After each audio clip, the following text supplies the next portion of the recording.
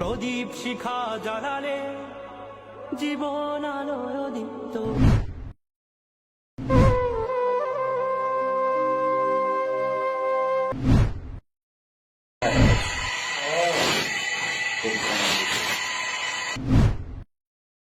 বিশ্বাস করেন, এমন স্বাধীনতা আমরা চাইনি। এমন স্বাধীনতাই কি আমরা চেয়েছিলাম? ছাত্র ছাত্রীদের হাতে লাঞ্ছিত হবে তাদের শিক্ষাগুরু শিক্ষকগণ। প্রিয় দর্শক, সামাজিক যোগাযোগ মাধ্যমে সম্প্রতি সময়ে কয়েকটা ভিডিও ভাইরাল হয়েছে যেখানে জোরপূর্বক প্রধান শিক্ষক কিংবা সহকারী শিক্ষকদেরকে পদত্যাগ করতে বাধ্য করছে শিক্ষার্থীরা। এই ভিডিও সামাজিক যোগাযোগ মাধ্যমে ভাইরাল হওয়ার কারণে অনেক সুশীল সমাজ এবং ইনিয়ে বিনিয়ে যারা সেই ফ্যাসিস্ট সরকারকে সাপোর্ট করে আসতেছিল কিন্তু কোনো ইস্যু পাইতেছিল না কিভাবে এটার বিরোধিতা করবে, কোনো ইস্যু পাইতেছিল না ছাত্র আন্দোলনের বিরোধিতাকে, কিন্তু এখন ইস্যু পেয়ে গেছে। এমন স্বাধীনতাই কি আমরা পেয়েছিলাম? দর্শক, দুঃখজনক আগেই বলে রাখি, শিক্ষকদেরকে এভাবে হেনস্থা করে তাদেরকে জোরপূর্বক পদত্যাগ করতে বাধ্য করা, এটা আমিও বাহ্যিকভাবে সমর্থন করি না। কিন্তু আপনাকে মনে রাখতে হবে, এই শিক্ষকগুলো কারা? ছাত্র ছাত্রীদের কাছে যারা মহান ব্যক্তিত্ব, তাদেরকে তারা পদত্যাগে বাধ্য করেছে, নাকি যারা সেই ছাত্র আন্দোলনে যাওয়ার ফলে যে শিক্ষার্থীদেরকে রাজাকার বলে গালি দিয়েছে, যে শিক্ষার্থীদেরকে ছাত্রলীগের হাতে তুলে দিয়েছে, পুলিশের হাতে তুলে দিয়েছে আহত করার জন্য, গুলি করে মারার জন্য, ওই সমস্ত শিক্ষকদেরকে যখন পদত্যাগে বাধ্য করা হচ্ছে শুধুমাত্র এই ভিডিওর অংশগুলো দেখে, সেট মিউজিক দেখে আমাদের ভিতর হৃদয় আত্মাটা নাড়া দিয়ে উঠছে, আহারে একই স্বাধীন বাংলাদেশ আমরা চেয়েছিলাম? না, এমন স্বাধীন বাংলাদেশ আমরা চাইনি। পর্দার আড়ালের খবর, পর্দার ভিতরের খবর আমাদেরকে জেনে তারপর কথা বলা উচিত।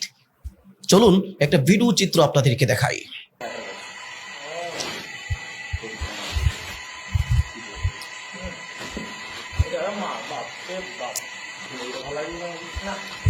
শিক্ষক একটু আর কি লাল পানি মারতেছে, এই শিক্ষককে যদি পদত্যাগে বাধ্য করা হয় আর একটা ব্যাকগ্রাউন্ড মিউজিক করে লাগায় দেওয়া হয়, আপনি তখন কি বলবেন? আহারে, এমন স্বাধীনতাকে আমরা চেয়েছিলাম? ছাত্র ছাত্রীদের হাতে লাঞ্ছিত হচ্ছে, যে শিক্ষক ছাত্রীদের নেকাব খুলতে বাধ্য করে, যে শিক্ষক ছাত্রদেরকে রাজাকারের বাচ্চা বলে গালি দেয়, যে শিক্ষক ছাত্রদেরকে ছাত্রলীগের হাতে, পুলিশের হাতে তুলে দিয়ে তাদেরকে হত্যা করার জন্য উস্কে দেয়, সে সমস্ত শিক্ষকদেরকে যখন আপনারা শুধুমাত্র পর্দার এই ভিডিওটা দেখে যে তাদেরকে বাধ্য করা হচ্ছে, একজন শিক্ষক একদম হাত ফেল, এটা দেখেই আপনারা জাজ করে ফেলেন ছাত্র ছাত্রীদের আন্দোলনকে, আপনারা প্রশ্নবিদ্ধ করেন। আপনাদের কি সেই ভিডিওর কথা মনে পড়ে না? গতকালকে ভিডিও, যে ভিডিও সম্প্রতি সময় ভাইরাল হচ্ছে, ব্যানগাড়ির উপরে স্তূপ বানিয়ে দিচ্ছে ছাত্র ছাত্রীদের লাশে। এই ভিডিও নরম হৃদয়ের মানুষ দেখতে পাবে না। টেলিগ্রাম থেকে এই ভিডিও দেখার পর সামাজিক যোগাযোগ মাধ্যমে ভিডিও ছড়িয়ে পড়েছে, কতটা নির্দয়ভাবে আমার দেশের তরুণ প্রজন্মকে, আগামী ভবিষ্যৎকে নির্মূল করার পায়তারা নেমেছিল তারা শুধুমাত্র ক্ষমতার মসনদকে ধরে রাখার নিমিত্তে।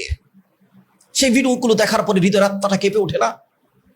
আপনারা ব্যাকগ্রাউন্ড মিউজিকের ভিডিও দেখে আপনারা একদম ছাত্র ছাত্রীদের বিষয়ে, ছাত্র ছাত্রীদের আন্দোলনকে প্রশ্নবিদ্ধ করার চেষ্টা করেন।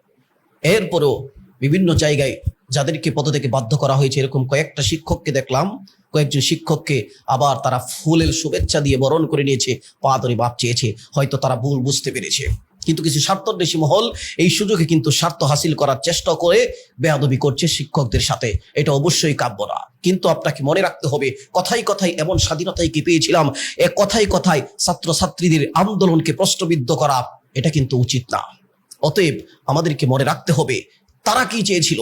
তারা চেয়েছিল লাশের স্তূপের উপর ভর করে, রক্তের গঙ্গার উপর ভর করে ক্ষমতার মসনদে বসে থেকে এই জাতিকে কুণ্ঠাবোধ করে রাখতে, এই জাতির কণ্ঠনালীকে স্তব্ধ করে রাখতে। বাঙালি আফামর জনতা, এদেশের মানুষ স্বাধীনতাকামী ছাত্র জনতা এটা হইতে দেয় নেই। অতএব স্যালুট সবসময় তাদের প্রতি, এবং আমাদের আস্থা এবং বিশ্বাস তাদের প্রতি রয়েছে। আগামীর নতুন বাংলাদেশ বিনির্মাণে তারা যে কাজগুলো করবে অবশ্যই সেটা প্রশংসার দাবি রাখে।